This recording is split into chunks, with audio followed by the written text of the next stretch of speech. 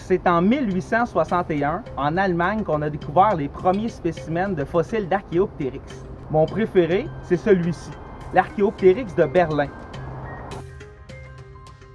Comme son nom l'indique, Archéoptérix, ça signifie « anciens oiseaux ». On peut le constater avec la présence de plumes qu'il y avait sur leur corps, mais leurs plumes ne servaient pas pour voler, mais plutôt à planer. Les plumes n'étaient pas très longues, ça qu'on soupçonne que c'est un animal qui grimpait dans les arbres avec les griffes qui sont situées après ses membres antérieurs. Puis c'était pour s'élancer, pour planer, pour capturer des insectes ou s'évader efficacement de certains prédateurs plus gros que lui qui voulaient le dévorer.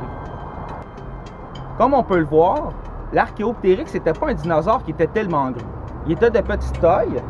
On soupçonne que c'était un dinosaure carnivore par la présence de dents pointues dans sa gueule.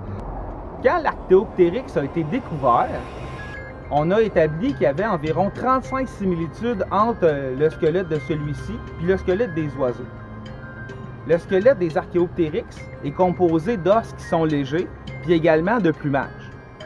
Aussi, le fait qu'ils se déplacent de façon bipède, ben, ça ressemble drôlement aux oiseaux. Les structures des plumes des Archéoptérix sont drôlement ressemblantes aux structures des plumes des oiseaux actuels. L'Archéoptérix est considéré comme plusieurs paléontologistes comme étant un ancêtre des dinosaures et des oiseaux. Pour certains, c'est le chaînon manquant qui a mené des dinosaures vers les oiseaux, puis pour d'autres, ben, ça a juste été une fin abrupte au niveau évolutif, puis il n'y a pas eu de continuité. J'espère que vous avez aimé cette vidéo. Si oui, ben, je vous invite à faire des petits pouces bleus en dessous de la vidéo, puis aussi d'aller faire des j'aime sur la page Facebook de Monsieur Reptile.